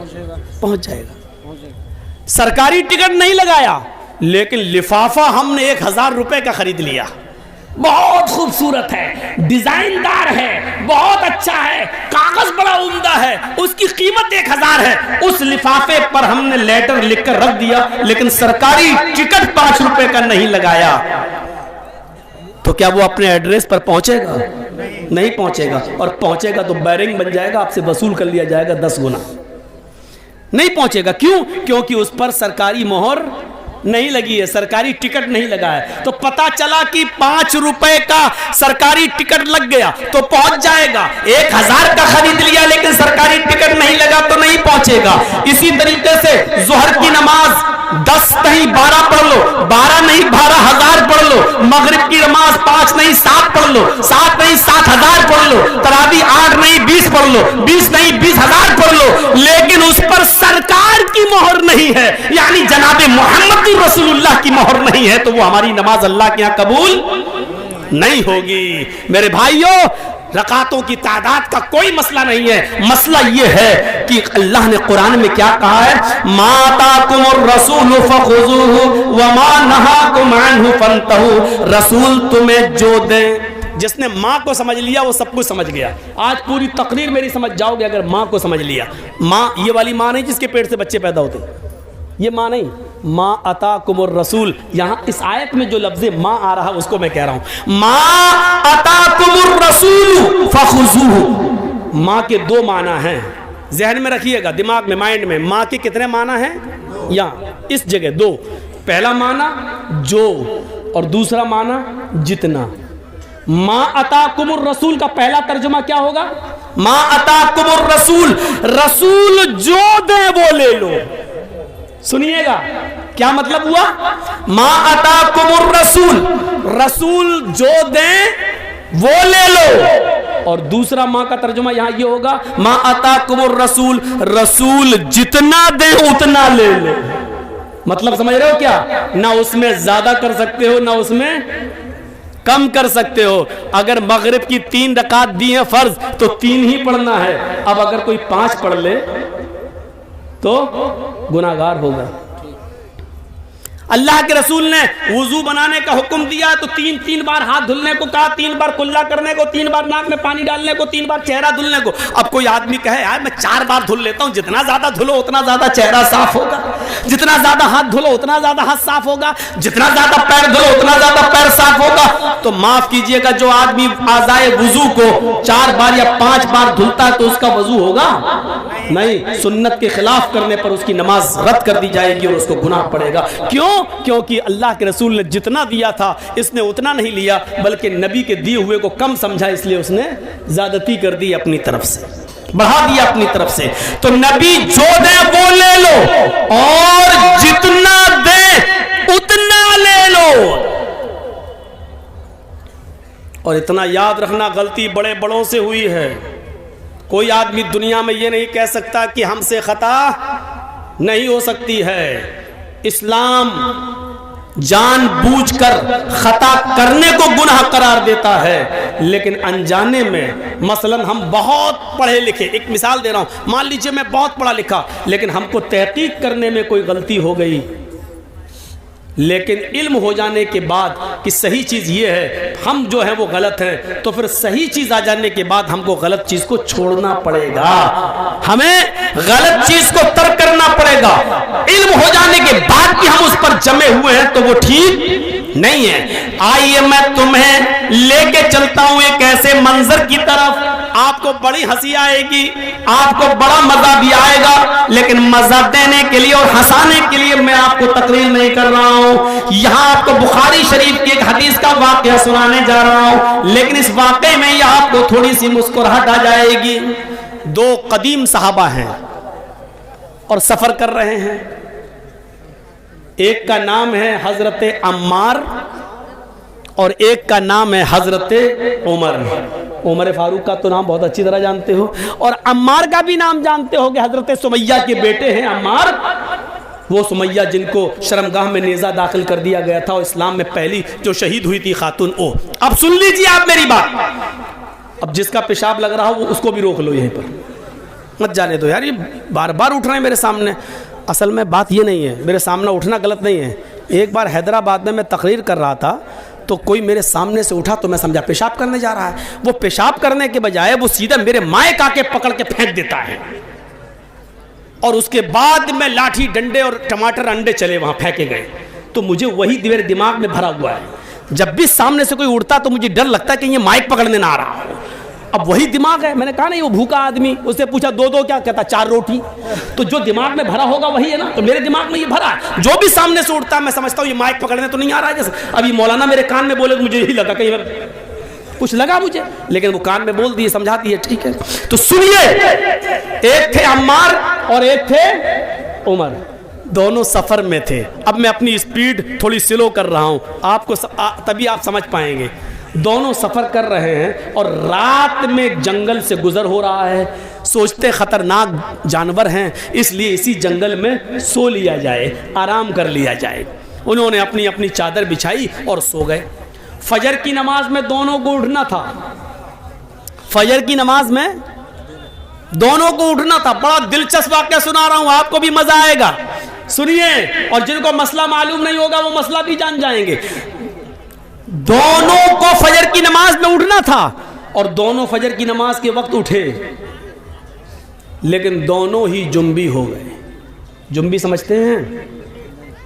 दोनों को ही गुस्ल की जरूरत पड़ गई। अब तो समझ गए ना, खुलकर कहने की जरूरत नहीं है। यानी दोनों इंसान हैं, आदमी सोता है, दोनों को ही नाइट फॉल हो गया। अब गुस्ल करना पड़ेगा तभी नमाज होगी, लेकिन पानी नहीं। अब क्या किया जाए? तो हजरत अम्मार कहते हैं, उमर जी मुझे मसला मालूम है। कहा क्या? सुनिए, बहुत स्लो सुना रहा हूं ताकि आपके दिमाग में बिल्कुल घुसा दूं। कहा, उमर मुझे मसला मालूम है। अल्लाह के नबी जुमे का खुतबा दे रहे थे तो आपने फरमाया जब पानी ना मिले तो पाक मिट्टी से तयम्मुम कर लो। हजरत उमर कहते चुप रहो, जिस मस्जिद में अल्लाह के नबी ने ये खुतबा दिया उसमें हम भी थे। आपने ये बात कही थी कि पानी ना मिले तो तयम्मुम कर लो, लेकिन वो वुजू के लिए कहा था, गुस्ल के लिए नहीं। हमको वुजू की जरूरत नहीं है, गुस्ल की जरूरत है। अल्लाह के रसूल ने उस मस्जिद में जो जुमे का खुतबा दिया था उसमें यह कहा था कि अगर वुजू के लिए पानी ना मिले तो तयम्मुम कर लो, दोनों हाथ पाक मिट्टी पे मार के फूंक लो, चेहरे पे फेर लो, दाएं हाथ बाएं हाथ पर और बाएं हाथ दाएं हाथ पर फेर लो तो तयम्मुम हो जाता है। ये अल्लाह के नबी ने बताया था। तो यहां तो वुजू का मामला नहीं है, हम लोग नापाक हैं, हम लोग को गुस्ल की जरूरत है। हजरत अम्मार कहते हैं, हजरत अम्मार कहते हैं तो एक काम करिए ना, वुजू में हाथ पैर मुंह कुल्ला किया जाता है और ये सब धुला जाता है, हमको गुस्ल की जरूरत है, इसलिए पूरे जिस्म पे मिट्टी फेर लेते हैं। हाँ? ऐसा करते हैं, यानी अपना अपना दिमाग लगा रहे हैं। देखिए हजरत उमर कहते नहीं नहीं नहीं नहीं, हमें कोई अच्छा नहीं लग रहा है। क्यों? हमको मसला मालूम नहीं, कि ऐसा ना हो ऐसा करने पर गुनाह हो। तो हजरत अम्मार ने अपनी अकल चलाई और हजरत उमर ने अपनी अकल चलाई। हजरत अम्मार ने कहा तुम्हें नहीं पढ़ना मत पढ़ो, मैं तो पढ़ूंगा नमाज। तो हजरत अम्मार ने क्या किया, एक झाड़ी के पीछे चले गए, मिट्टी पड़ी थी, बुखारी शरीफ की हदीस के अल्फाज हैं, अपने जिस्म को उस पर पूरा मिट्टी में लोट लिया। बुखारी में क्या है, कमा तमर्रकुद्दाब्बा, यतमर्रकु कमा तमर्रकुद्दाब्बा। हजरत अम्मार मिट्टी पर ऐसे लोटे, ऐसे जैसे चौपाया, आपने देखा होगा जानवर को मिट्टी में ऐसे ऐसे करता ना, फिर झाड़ देता अपने आप को, पूरे जिस्म पर मिट्टी हो जाती है उसके। तो हजरत अम्मार ने ऐसे ही किया, पूरा करके पूरे जिस्म पर मिट्टी मल ली और गए और नमाज पढ़ ली। हजरत उमर देख रहे हैं, उन्होंने नमाज नहीं पढ़ी, हजरत अम्मार ने पढ़ ली। हजरत उमर ने कहा पता नहीं सही हुआ कि गलत, नहीं, उन्होंने अपनी अकल दौड़ाई, नमाज नहीं पढ़ी। शहर में गए, सुबह सूरज निकलने के बाद पानी मिल गया और जैसे ही पानी मिला तो हजरत उमर ने सबसे पहले गुस्ल करके फजर की नमाज कज़ा कर ली, पढ़ ली। उस जमाने में मोबाइल का दौर नहीं था। दबाया, हाँ जर्जी साहब जरा बताइए तो, मालूम है रात के 3 बजे लोग हमें परेशान कर देते कभी कभी, इसलिए मोबाइल बंद कर दिया, रख दिया। 3 बजे पूछते हैं, मौलाना साहब फला हॉस्पिटल में मेरी बीवी एडमिट है, बड़ा अच्छा, अल्लाह ताला ने अभी अभी एक बेटा दिया, क्या नाम रखूं? अरे बच्चा आज पैदा हुआ है, कभी ने 7वें दिन नाम रखना है, तुझे अभी जरूरत क्या थी, सुबह पूछ लेता। रात में 3 बजे फोन करा, क्या नाम रखूं? तो ये परेशान करने वाले लोग भी होते हैं, 3 बजे फोन कर रहे हैं। कहा अरे मौलाना खुशी थी इसलिए बोल दिया। तो बोलो ना मौलाना साहब हमारे बच्चे के लिए दुआ करना, अल्लाह ताला ने चांद सा बेटा दिया। ये क्या नाम, 3 बजे फोन कर रहा था। तो उस जमाने में फोन का जमाना नहीं था, अल्लाह के रसूल से मसला मालूम कर लिया जाए। अब सुनिए, अम्मार इब्ने यासिर ने नमाज पढ़ ली, हजरत उमर ने नहीं पढ़ी। जब सूरज निकल गया, पानी मिल गया, तब उमर फारूक ने नमाज पढ़ ली। जब सफर खत्म हुआ तो ये दोनों जब मदीने आए तो अल्लाह के नबी सल्लल्लाहु अलैहि वसल्लम से दोनों ने अपना अपना किस्सा बयान किया कि अल्लाह के रसूल बताइए हम दोनों में कौन सही, हम दोनों में कौन सही? तो अल्लाह के नबी ने फरमाया अच्छा दोनों को गुस्ल की जरूरत पड़ गई? कहा मार तुमने क्या किया? कहा अल्लाह के रसूल हमें तो मालूम था पानी ना मिले तो तयम्मुम कर लो। तो अल्लाह के रसूल ने फरमाया जी बिल्कुल। तो हजरत उमर ने कहा ये तो आपने वुजू के लिए कहा था, इन्होंने पूरे जिस्म पर मिट्टी मल ली। तो अल्लाह के रसूल ने कहा अम्मार क्या किया था तुमने? कहा कि मैं तो ऐसे लोटा मिट्टी पर जैसे 4 पैर वाला जानवर जमीन पर लोटता, पूरे जिस्म पर मिट्टी मल ली। तो अल्लाह के रसूल मुस्कुराए और मुस्कुरा कर कहते हैं कि अम्मार तुमने गलत किया, तुम्हें ऐसा नहीं करना चाहिए था। अब हजरत उमर बड़े खुश हैं, ये गलत हो गए तो हम तो सही हुए होंगे, इनकी गलती है तो हम सही हो गए, हमने नमाज नहीं पढ़ी हम सही हो गए। तो कह ले ना और पूरे जिस्म पर मिट्टी मल लो हो गए ना। तो कहा हजरत अम्मार ने अल्लाह के नबी इनका सुनो इन्होंने क्या किया? तो हजरत उमर से पूछा तुमने क्या किया? कहा अल्लाह के रसूल जब तक पानी नहीं मिल गया मैंने गुस्ल ही नहीं किया। नमाज का वक्त निकल गया, सुबह सूरज निकलने के बाद पानी मिला तो मैंने वुजू बना, गुस्ल किया, फिर नमाज पढ़ी। आपने कहा उमर तुमने भी गलत किया। इस मैदान में जितने लोग जमा है, सुनो, अम्मार की बात को अल्लाह के रसूल रिजेक्ट कर रहे हैं, पुराने सहाबी, और हजरत उमर फारूक की बात को भी रिजेक्ट कर रहे हैं, जबकि वो भी पुराने सहाबी। बल्कि उमर फारूक के बारे में तो कहा था लौ कान बादी नबीयुल्ला काना उमर, अगर मेरे बाद कोई नबी होता तो कौन होते? उमर। इतना बड़ा मकाम, लेकिन अल्लाह के नबी ने क्या कहा? तुमने भी गलत किया। अय उमर और अय अम्मार, दोनों का तयम्मुम एक ही है, वुजू का भी और गुस्ल का भी। अगर गुस्ल की भी जरूरत पड़ गई थी तब भी वही तयम्मुम करना चाहिए था जो नमाज के लिए किया जाता है, जो वुजू के लिए किया जाता है। बस यही काफी था। अपने दोनों हाथों को जमीन पर मारते, उसको फूंकते। देखो तयम्मुम का तरीका क्या है। ये मान लीजिए मिट्टी है, ये मिट्टी होना जरूरी है। बहुत से लोग ये पक्की दीवारों पे ऐसे मार देते हैं, नहीं चलेगा। बहुत से लोग पुती हुई दीवारों पे मार देते हैं ऐसे, नहीं चलेगा। माफ कीजिएगा, बड़ी मौजरत के साथ, नहीं चलेगा। मिट्टी होनी चाहिए, और वो भी पाक। ऐसे दोनों हाथ जमीन पे ऐसे मारिए, ये ऐसे किया, और ऐसे करने के बाद ऐसे नहीं मलना है, ऐसे करके ऐसे नहीं मलना, पूरा वो आपका पाउंड क्रीम यही लग जाएगी। ऐसे नहीं करना है। ये जमीन पे मारा, तयम्मुम का तरीका सीखिए। ये जमीन पे मारा, फिर ये बस जितनी भी उड़ जाए मिट्टी तुम्हारे हाथ में लगी हुई, ऐसे करके उड़ गई। अब इन्हीं हाथों को ऐसे करना है। देखिए हो गया। अब यही हाथ दोबारा नहीं लेना है, इसी हाथ को बाएं हाथ के ऊपर ऐसे यहां तक ये कर लिया, और इस हाथ को ये तयम्मुम हो गया। तो अल्लाह के नबी ने कहा था यकफी, हाँ तुम्हारे लिए इतना कर लेना काफी था। तुमने पूरे जिस्म पर मिट्टी मल ली, तुमने भी गलत किया। और अव्वल वक्त पर नमाज न पढ़ के सूरज के निकलने तक इंतजार करके फिर गुस्ल के लिए पानी मिल गया, तब पानी नहाकर फिर तुमने नमाज पढ़ी, तुमने भी गलत किया, क्योंकि नमाज को उसके अव्वल वक्त से निकाल दिया। तो अब आप समझ रहे हैं गलती किन किन से हो सकती है। हजरत अम्मार से भी हो गई, हजरत उमर से भी हो सकती है, तो मौलवी जर्जीस से क्यों नहीं हो सकती है? आज हम जैसे कोई मौलाना ये नहीं कह सकता कि मैंने जो कहा वो बिल्कुल सही है, उसी को आंख बंद करके मान लो। नहीं, हर शख्स की बात शरीयत की कसौटी पर रखी जाएगी। अगर कुरान और हदीस से मिल रही होगी तो मानी जाएगी, कुरान और हदीस से नहीं मिल रही होगी तो नहीं मानी जाएगी। मेरे भाइयों, इस चीज को याद रखना। आइए अब मैं तुम्हें एक ऐसे वाक़े की तरफ लेके चलता हूं जिससे तुम्हें बहुत बड़ा मसला मालूम होगा।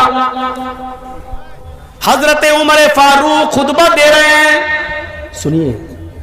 हजरत उमर फारूक खुतबा दे रहे हैं, और उस खुतबे के अंदर अल्लाह के फरमा रहे हैं कि लोगों, आजकल मेहर बहुत बढ़ गया है। मेहर जानते हैं ना, लड़की की शादी में जो रखा जाता है उसको आपके यहाँ क्या बोलते हैं? मेहर, दैन मेहर, मोहर नहीं। मोहर तो वो होती जो लगाई जाती है। मेहर, दैन मेहर, सही है। तो मेहर, लोगों मेहर बढ़ता जा रहा है। सुनिए, बहुत प्यारी बात। अब लोग बहुत ज्यादा मेहर रखने लगे, देने लगे। लड़कियां भी निकाह के मौके पर बहुत ज्यादा मेहर की डिमांड करने लगी। मैंने अल्लाह के नबी के निकाह देखे हैं, नबी की बीवियों को अल्लाह के नबी ने जो मेहर दिया वो मुझे मालूम है। अल्लाह के नबी ने अपनी बेटियों की, ज़ैनब की, रुकैया की, उम्मे कुलसूम की और फातिमा की शादी की तो कितना मेहर रखा ये भी मुझे मालूम है। सबसे ज्यादा जो मेहर था वो 400 दिरहम, 400 दिरहम का मेहर था। 400 दिरहम का, 400 दिरहम से ज्यादा मेहर अल्लाह के नबी ने नहीं रखा। लिहाजा अगर कोई भी शख्स अपनी बीवी को 400 दिरहम से ज्यादा मेहर देगा तो वो मेहर उमर उस औरत से छीन लेगा। और बैतुल माल में जमा कर देगा। 400 से ज्यादा जो मेहर होगा, 400 तक तो उस औरत के पास रहेगा, लेकिन 400 के बाद जो भी मेहर देगा उतना वो जायद मेहर जो ज्यादा है वो उस औरत से लेकर बैतुल माल में जमा कर दिया जाएगा। ये किसने कहा? हजरत उमर ने कानून बना दिया, मिंबर पे खड़े होकर खुतबा दे दिया। खुतबा तो दे दिया, टाइम खत्म हो गया, उतर गए, जुमे की नमाज पढ़ा दी। नमाज पढ़ाने के बाद उसी मस्जिद में पर्दे में एक औरतें भी नमाज पढ़ रही थी, पर्दा पड़ा हुआ था, औरतें भी नमाज पढ़ रही थी। एक बूढ़ी औरत आती है पर्दे से, कहती है अमीरुल मोमिनीन मुझे आपसे कुछ कहना है। बोला क्या कहना चाहती हो? बोलो। कहा वहीं आना चाहती हूं, मैंने पैरों में सॉक्स मोजे पहन रखे हैं, हाथों में मैंने दास्ताने ग्लव्स पहन रखे हैं, मेरा चेहरा छिपा हुआ है, मैं वहीं आकर आपसे रूबरू मिलना चाहती हूं, आपने मसला गलत बता दिया। हजरत उमर फारूक से कह रही है एक औरत कि आपने मसला गलत बता दिया। हजरत उमर कहते हैं मैंने गलत बता दिया? कि हाँ, आओ इधर। औरत, बूढ़ी औरत गई, कहा अमीरुल मोमिनीन आपने इस मिंबर पर खड़े होकर ये कैसे कह दिया कि कोई भी आदमी अपनी बीवी को 400 दिरहम से ज्यादा मेहर नहीं दे सकता? हजरत उमर ने कहा मां, बूढ़ी मां, अल्लाह के रसूल ने अपनी बीवियों को 400 दिरहम से ज्यादा नहीं दिया, अपनी बेटियों के निकाह में 400 दिरहम से ज्यादा मेहर नहीं रखा। फिर उस औरत ने क्या जवाब दिया? अमीरुल मोमिनीन 400 दिरहम देना एक अलग बात है, लेकिन 400 दिरहम से ज्यादा नहीं दे सकता है कोई मर्द। क्या ऐसी कोई हदीस है आपके पास? क्या अल्लाह के रसूल ने 400 दिरहम से ज्यादा मेहर देने को से मना किया? ऐसी कोई हदीस है आपके पास? तो हजरत उमर ने कहा मां, मुझसे हदीस क्यों मांग रही हो? क्या 400 दिरहम से ज्यादा भी कोई मेहर दे सकता है? ऐसी कोई हदीस है तुम्हारे पास? यह हजरत उमर ने उससे पूछा, ऐसी कोई हदीस है तुम्हारे पास? उस बूढ़ी औरत ने जवाब दिया अमीरुल मोमिनीन 400 दिरहम से ज्यादा भी मेहर दे सकता है, हदीस नहीं कुरान की आयत मौजूद है। हजरत उमर ने कहा कुरान में है? मैं रोज कुरान पढ़ता हूं। का रोज पढ़ते हो तब भी आपको नहीं मालूम? जल्दी बताओ। आए बूढ़ी औरत, आए माँ, जल्दी बताओ वो कौन सी कुरान की आयत है जिसमें लिखा हो कि 400 दिरहम से ज्यादा भी दे सकता है शौहर अपनी बीवी को मेहर? उस औरत ने, बूढ़िया ने कुरान की आयत पढ़ी, व आतैतुम इहदाहुन्ना किंतारन फला ताखुजू मिन्हु शैआ। सोचिए,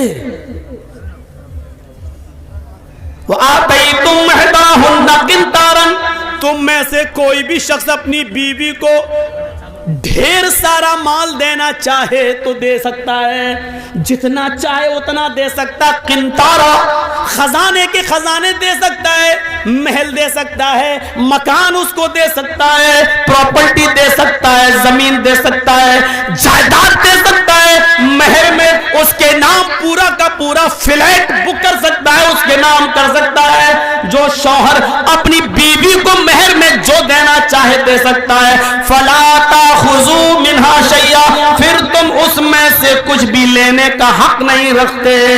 कोई भी उस औरत से छीन नहीं सकता, ये उस औरत का हक है, उससे कोई उसका हक नहीं छीन सकता है। शौहर भी दे तो फिर वो भी वापस नहीं ले सकता। आए उमर, जब दिए हुए माल को शौहर नहीं ले सकता है तो आप कैसे ले सकते हैं? आपने ये कैसे कानून नाफिज कर दिया? कैसे कह दिया कि 400 दिरहम से ज्यादा अगर कोई अपनी बीवी को मेहर देगा तो वो मेहर छीन कर बैतुल माल में जमा कर दिया जाएगा? आप रॉन्ग हैं, आपने गलत कहा है। कुरान तो कहता है जितना चाहे उतना दे सकता है और उसमें से तुम कुछ भी लेने का हक नहीं रखते। हजरत उमर ने लोगों से पूछा, जो मस्जिद में बैठे हुए थे उन लोगों से पूछा, क्या ये आयत कुरान में मौजूद है जो बुढ़िया पढ़ रही है, ये औरत जो कुरान की आयत पढ़ रही है, क्या ये आयत कुरान में मौजूद है? लोगों ने जवाब दिया, हाँ ये आयत कुरान में मौजूद है। हजरत उमर अपनी गलती एक्सेप्ट करते हैं और फिर मिंबर पर दोबारा खड़े होते हैं और कहते हैं, अख्तार रजुलुन व असाबत इम्रातुन, अख्तार रजुलुन व असाबत इम्रातुन। मर्द ने गलती की और एक औरत ने दुरुस्त बात की, एक औरत ने सच्ची बात की है, लिहाजा उमर अपनी बात वापस ले रहा है। अब इस औरत की दी हुई कुरान की आयत को नाफिज करता है, लोगों तुम जितना चाहो अपनी बीवी को मेहर दे दो, अब मैं किसी से मेहर की रकम नहीं छीनूंगा और बैतुल माल में जमा नहीं करूंगा। मेरे भाइयों, एक आदमी कोई गलत फैसला कर सकता है, लेकिन दलील आ जाने के बाद, कुरान की आयत आ जाने के बाद उसको मानना ही पड़ता है। जो आदमी गलत ही पर लगाई, मैंने जो कहा वही सही है, सही बात आ जाने के बाद भी गलती पर लटका रहे, नहीं मैंने जो कहा वही सही है, तो ये चीज गलत होती है। हजरत उमर फारूक ने कहा, अख्तर रजुलन, मैंने गलती की है, मर्द से खता हो गई, औरत ने सच्ची बात कही है, और फिर अपनी बात को वापस ले लिया। यही है सलफ, यही है मेरे भाइयों। इस्लाम की सही बात आ जाने के बाद आदमी सही बात को ले ले और अपनी पुरानी रविश छोड़ दे, अपना पुराना तरीका तर्क कर दे, अपना पुराने तरीके से तौबा कर ले और सही बात पर अमल करना शुरू कर दे। ऐसी कितनी मिसालें मेरे भाइयों हमें और आपको, हम और हमारे और आपके सामने आनी चाहिए, जिससे आपको पता चल सकता है, पता चल जाएगा कि शरीयत के अंदर कुरान और हदीस से बढ़कर कोई नहीं है, कोई नहीं है। जर्जीस भी गलत हो सकता है, इस मस्जिद इसमें मदरसे में और इस स्टेज पर बोलने वाले मौलाना से भी गलती हो सकती है, लेकिन कुरान और हदीस की दलील आ जाने के बाद फिर मेरे भाइयों, मैंने कहा ना, दिमाग वही लगना चाहिए, हम जो कर रहे हैं वो सही है कि नहीं, हम जो कर रहे हैं वो कुरान और हदीस में कैसा है। मेरे भाइयों, इस चीज को आप देखिए, अपना दिमाग वहीं पर लगा दीजिए। आइए मैं आपको एक और जबरदस्त वाक़े की तरफ लेके चलना चाहता हूं। जबरदस्त वाक़या, जबरदस्त। हजरत उस्मान गनी का जमाना है, सुनिएगा। और एक वाकया जो बाद में आ रहा वो पहले वाकये से ज्यादा मजेदार। हजरत उस्मान गनी के जमाने में एक वाकया पेश आ गया। एक शख्स हजरत उस्मान से मसला पूछने आ गया कि अमीरुल मोमिनीन, अगर कोई औरत शादी के 6 महीने के बाद अगर बच्चा पैदा करे तो उस बच्चे का क्या हुक्म है? सुन लीजिए, हमारे और आपके सामने भी ऐसे किस्से आ सकते हैं। हरीशचंद्रपुर वालों, अगर आपके इलाके में किसी लड़की की शादी हो जाए और 6 महीने के बाद अगर उसके बच्चा पैदा हो जाए तो उस बच्चे का क्या हुक्म होगा? सुनो, कहीं भी हो सकता है ये मंजर। हजरत उस्मान गनी से पूछा जा रहा है कि 6 महीने में अगर बच्चा पैदा हो जाए तो क्या हुक्म है उसका? हजरत उस्मान गनी कहते हैं कि वो औरत बदचलन है। शादी के बाद 9 महीने के बाद बच्चा पैदा होना चाहिए, 6 महीने में कैसे हो जाएगा? कहने लगे, अमीरुल मोमिनीन, मेरी शादी को 6 महीना हुआ है, मेरी शादी को 6 महीना हुआ है और 6 महीने के बाद आज ही मेरी बीवी ने एक बच्चा पैदा किया है। समझ रहे हैं ना आप उस सहाबी के पूछने का मकसद क्या है? वो ये पूछना चाहते हैं कि अमीरुल मोमिनीन, मैं इस बच्चे को जायज़ बच्चा मानूं या नाजायज़? ऐसा तो नहीं कि मेरी बीवी का कहीं पहले कोई कांटेक्ट रहा हो और जिना की पैदावार हो और ये मेरा बच्चे का नाम पा जाए? हजरत उस्मान गनी कहते हैं कि बिल्कुल नहीं, वो औरत बदचलन है तुम्हारी, लिहाजा उसने 6 महीने में जो बच्चा पैदा कर दिया वो गलत किया है। ये जुमेरात का दिन था, जुमेरात का दिन जानते हैं ना, गुरुवार, थर्सडे था। जुमे का खुतबा जब उस्मान गनी देने लगे तो वो आदमी सामने बैठा हुआ था जिसकी बीवी ने 6 महीने के बाद बच्चा पैदा किया, वो बैठा हुआ है। हजरत उस्मान खुतबा देते देते कहने लगे, लोगों इसकी बीवी ने कल एक बच्चा पैदा किया है और वो बच्चा 6 महीने के बाद पैदा हुआ है। शादी के 6 महीने के बाद कोई बच्चा पैदा नहीं होता है, इसकी बीवी ने शादी के 6 महीने के बाद ही बच्चा पैदा कर दिया है। लिहाजा अगले जुमे को इसकी बीवी को लाया जाएगा और जमीन पे सीने के बराबर गाड़ कर पत्थरों से मार मार के उसको खत्म कर दिया जाएगा। उसको जिनाकार मानते हुए उसकी जान ले ली जाएगी, उसको कत्ल कर दिया जाएगा। हुक्म भी दे दिया। जुमे का खुतबा खत्म, जबकि उस्मान गनी का फैसला गलत था। अब सुनिए गलत कैसे था। जब जुमे का खुतबा खत्म हो गया, हजरत उस्मान ने नमाज पढ़ा दी। उसी मस्जिद में हजरत अली भी बैठे हुए थे। जब जुमे की नमाज खत्म हो गई तो हजरत अली ने लोगों से कहा, थोड़ी देर आप सब बैठे, हजरत उस्मान ने एक मसला गलत बता दिया है। तमाम लोग बैठ गए कि देखे हजरत अली क्या दलील पेश करते हैं। एक औरत के कत्ल का हुक्म दिया जा चुका है, देखे हजरत अली क्या उस औरत को कैसे बचाते हैं, देखें उस औरत को कैसे बचाते हैं। हजरत उस्मान कहते हैं, आय अली कहिए। कहा, अमीरुल मोमिनीन आपने ये मसला गलत बताया है कि कोई औरत 6 महीने में अगर बच्चा पैदा कर दे तो वो बच्चा नाजायज है। हजरत उस्मान कहते हैं 6 महीने में अगर बच्चा पैदा हो जाए तो वो गलत नहीं हुआ। हजरत अली ने कहा नहीं, आज तक किसी औरत ने 6 महीने में बच्चा पैदा किया? हजरत अली ने कहा कि वो मेरा मामला नहीं है और उसका इल्म मुझे नहीं है, किया कि नहीं किया वो मैं नहीं जानता। क्या अल्लाह के नबी के जमाने में किसी औरत ने 6 महीने में कोई बच्चा पैदा किया? हजरत अली मुस्कुरा कर जवाब देते हैं कि मुझे इसका भी इल्म नहीं है। कहा, जब इसका इल्म नहीं है तो फिर क्यों कह रहे हो? कहा, कह सिर्फ इसलिए रहा हूं कि 6 महीने के बाद अगर कोई बच्चा पैदा हो जाए तो वो गलत नहीं है। अच्छा, तुम ये भी कह रहे हो अल्लाह के नबी के जमाने में किसी औरत ने 6 महीने में बच्चा पैदा नहीं किया? तुम ये भी मानते हो कि अल्लाह के रसूल सल्लल्लाहु अलैहि वसल्लम ने 6 महीने के बाद पैदा होने वाले बच्चे को जायज माना? तुम ये भी कह रहे हो कि आज तक किसी औरत ने 6 महीने के अंदर कोई बच्चा पैदा नहीं किया? फिर तुम ये कह रहे हो कि 6 महीने में जो बच्चा पैदा हो जाए वो जायज? क्या दलील है? क्या अल्लाह के रसूल से कोई हदीस है? हजरत अली कहते हैं हदीस की जरूरत नहीं है, कुरान में मसला मौजूद है। कुरान कहता है 6 महीने के बाद भी अगर औरत बच्चा पैदा कर दे तो बच्चे को जायज माना जाएगा। हजरत उस्मान कहते हैं क्या कुरान में लिखा है? ये कुरान जो रोज मैं पढ़ता हूं। हजरत अली कहते हैं आप पढ़ते हैं लेकिन शायद गौर नहीं कर सके।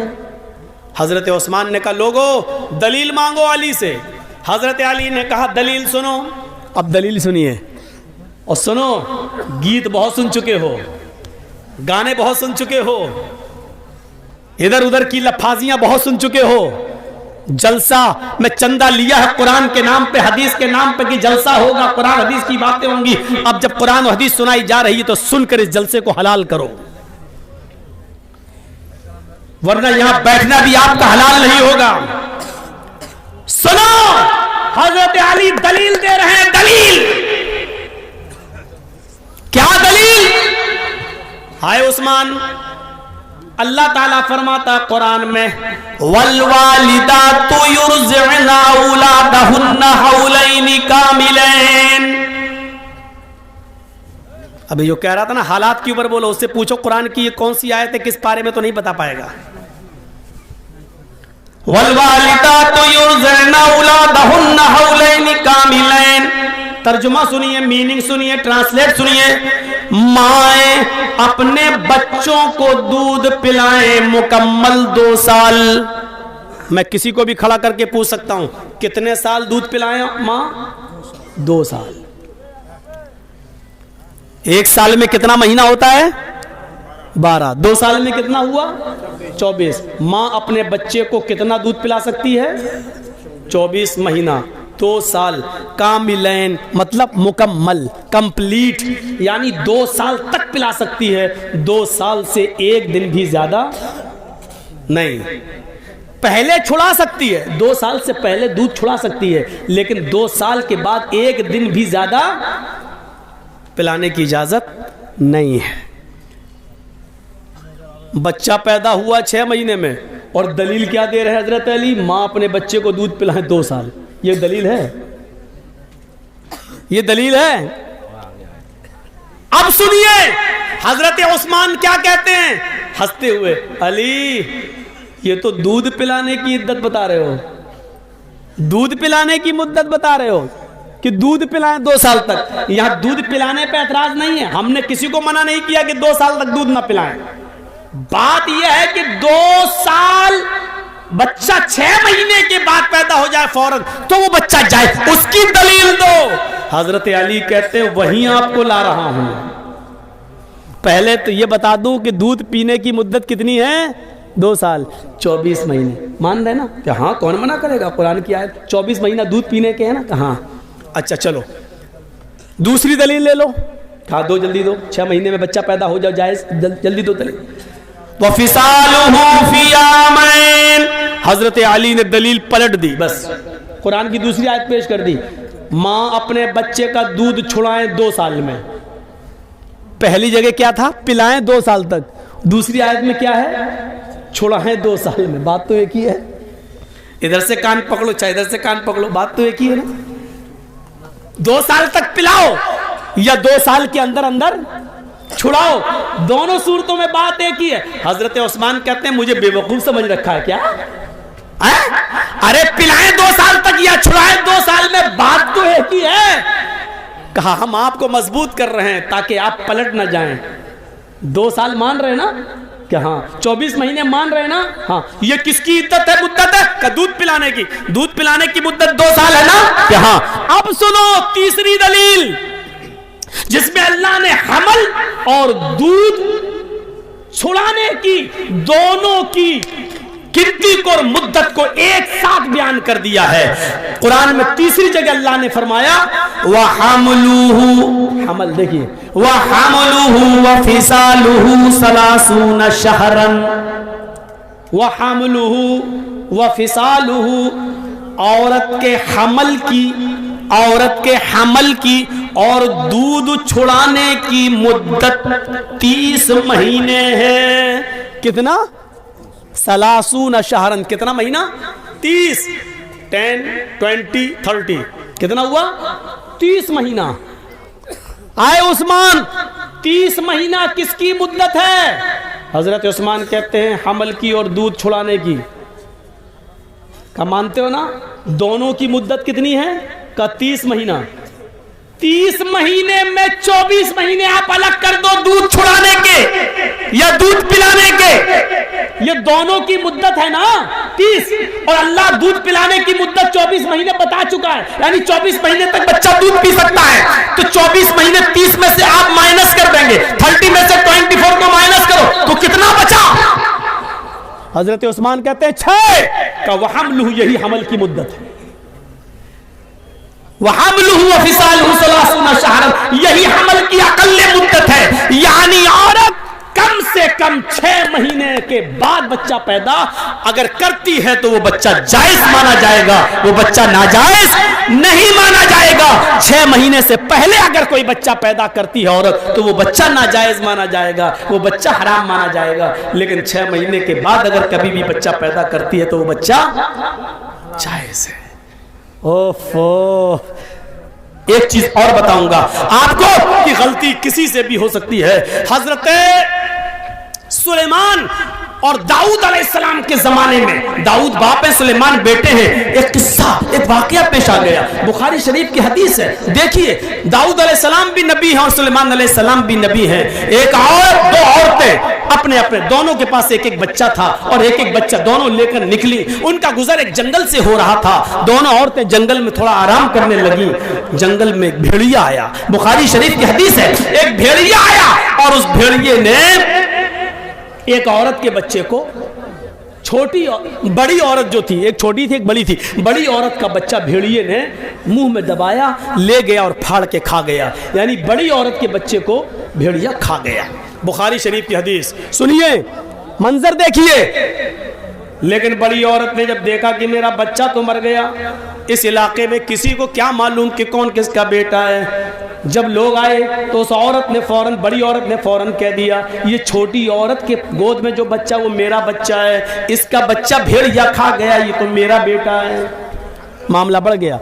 छोटी औरत कहती है मेरा बेटा, बड़ी औरत कहती है मेरा बेटा, छोटी कहती है इसका बेटा तो भेड़िया खा गया, बड़ी कह रही इसका बेटा भेड़िया खा गया। उस जमाने में डीएनए टेस्ट नहीं होता था कि मालूम कर लिया जाए माँ का खून और बच्चे का खून मिलाकर। मेरे भाइयों, ये मुकदमा हजरत दाऊद अलैहिस्सलाम के पास आता है। दाऊद अलैहिस्सलाम फैसला करते हैं, दोनों की बात सुनते हैं। बड़ी औरत टट टट टट टट बोलने वाली, जबान दराज, और छोटी औरत बेचारी कम बोल पाती है।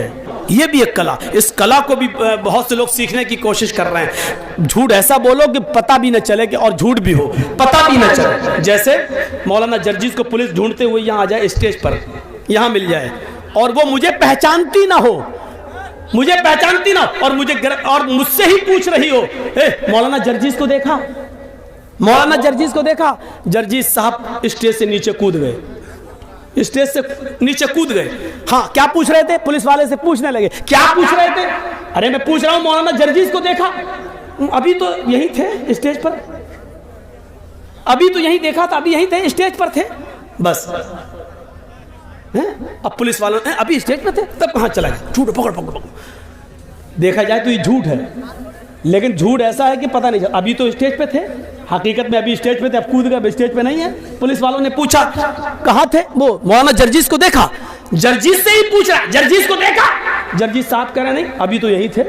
जर्जिस साहब ने कहा अभी तो यही थे, 2 कदम हट गए, हम इधर 2 कदम हट गए। जी क्या? जर्जिस को देखा? अभी तो यही थे। देखा जाए तो ये सच है, अभी तो यहां थे, लेकिन कुरान क्या कहता है? ये झूठ है। या अय्युहल्लज़ीना आमनु तक़ुल्लाह वक़ूलू क़ौलन सदीदा, ईमान वालो अल्लाह से डरो और हमेशा सही दुरुस्त बात को बोलो। दुरुस्त किसको कहते हैं? दुरुस्त का मतलब सीधी होनी चाहिए, ऐसी वैसी नहीं। तीर निकालते हो ना, तीर कमान से जो तीर छोड़ते हो तो सीधा जाता है, और जहां मारते हो वहीं लगता है, इधर उधर नहीं होता है वो तीर, जहां मारते हो वहीं लगता है। इसको कहते हैं सदीद, तस्दीद से बना, तस्दीदुस्सहम। तीर जब कमान से निकलता है, जैसे तीर इधर उधर नहीं होता है। तुम जब भी किसी से बोलो तो इधर उधर की बात नहीं हो, बिल्कुल सीधी मुद्दे की बात हो, मुद्दे की बात, बिल्कुल मुद्दे की बात होनी चाहिए। जैसे मुझे किसी को बताना नहीं कि मैं कहां था, और झूठ भी नहीं बोलना चाहता हूं। आपने पूछा जर्जिस साहब आप कहां थे? मैंने कह दिया जमीन के ऊपर, आसमान के नीचे। देख रहे हैं आप? अब मैं जहां भी था दुनिया के किसी कोने में, तो जमीन के ऊपर ही रहूंगा और आसमान के नीचे, लेकिन ये झूठ है। आप सोच रहे हैं सच? नहीं, सच नहीं, झूठ है। क्योंकि पूछने वाला ये नहीं पूछ रहा है, पूछने वाला ये जानना चाहता है आप किस शहर में थे, किस गांव में थे, किस मोहल्ले में थे, ये पूछना चाह रहा है। और आप कह रहे हैं जमीन के ऊपर, आसमान के नीचे।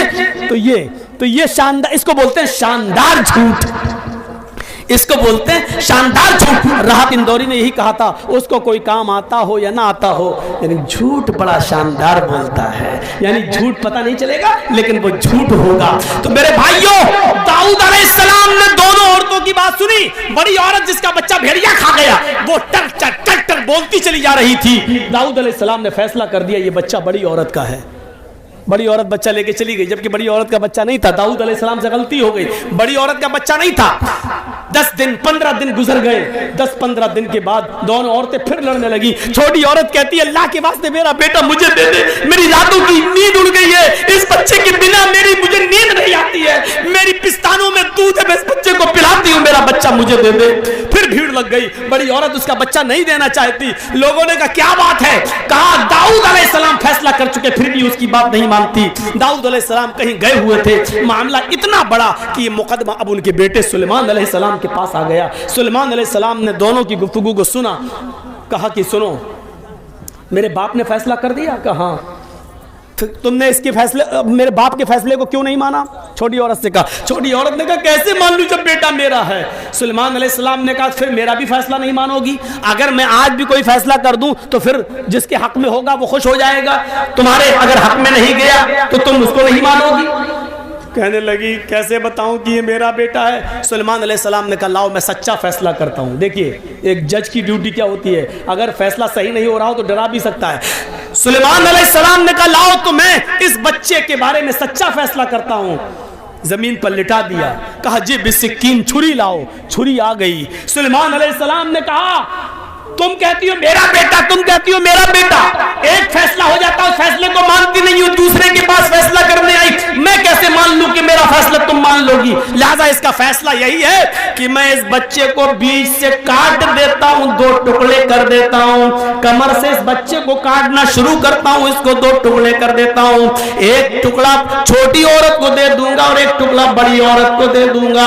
सुलेमान अलैहिस्सलाम ने जैसे ही छुरी उस बच्चे की कमर पर रखी और उसके ऊपर थोड़ा सा प्रेशर दिया, छुरी से जैसे लगे कि मैं काटने जा रहा हूं। हालांकि एक नबी किसी बच्चे को कैसे काट सकता है? मैं झूठ बोल रही हूं, इस बच्चे को काटिए मत, ये उसी का है, वल्लाही हुआ हाज़ा, अल्लाह की कसम वो बच्चा इसी औरत का है, इसी को दे दीजिए, मुझे नहीं चाहिए। उसकी आंखों में आंसू आ गए छोटी औरत के और रोती हुई जाने लगी। बड़ी औरत मुस्कुरा रही है, खड़ी है, कट जाए मेरा क्या, मेरा तो बच्चा ही नहीं है, उसको कोई परवाह नहीं थी। जैसे ही छोटी औरत जाने लगी और बड़ी औरत बच्चे को उठाने आई, सुलेमान अलैहिस्सलाम ने कहा दूर दूर। उसने कहा क्या हुआ? आपके सामने उसने अल्लाह की कसम खाकर कह दिया ये मेरा बेटा नहीं है, इसका है। सुलेमान अलैहिस्सलाम कहते यही तो मैं देखना चाहता था, यही तो मैं देखना चाहता था। उसकी आंखों से निकलने वाले आंसू और उसकी तड़प ये बतला रही थी कि मेरा बेटा मरना नहीं चाहिए, मुझे भले ही ना मिले, किसी को मिले मिल जाए, कभी कभी देख लिया करूंगी, आंखों को ठंडक मिल जाएगी, लेकिन मेरा बेटा जिंदा तो रहेगा। अगर कट गया तो न मेरा रहेगा न इसका रहेगा। आए औरत, उस औरत की आंखों से गिरने वाले आंसुओं ने बता दिया है कि ये बच्चा उसका है, तेरा नहीं। मेरे बाप से गलत फैसला हो गया है। उठाया उस बच्चे को, कहा औरत इधर आ, छोटी औरत, और कहा ये बच्चा तेरा है, इस बच्चे को तू पकड़, इस बच्चे की मालिक तू है, इस बच्चे की माँ तू है। मैं कहना ये चाहता था इंसान होने के नाते गलती किसी से भी हो सकती है, लेकिन सही फैसला जाने के बाद फिर अपनी गलती पर कायम नहीं रहना चाहिए। तो मेरे भाइयों, ये चंद बुनियादी बातें मैंने 12:40 तक आपके सामने खिताब में दी है। मुझे उम्मीद है कि इंशाअल्लाह ये खिताब आपके दरमियान एक इनकलाब पैदा करेगा। हम अल्लाह से दुआ करते हैं कि बारे अल्लाह हमारी खताओं को माफ़ फरमा दे, हमारे गुनाहों को बख्श दे, हम जमीअ मुसलमानों पर रहम फरमा। अल्लाह हम सबको आपस में भाई भाई बना दे।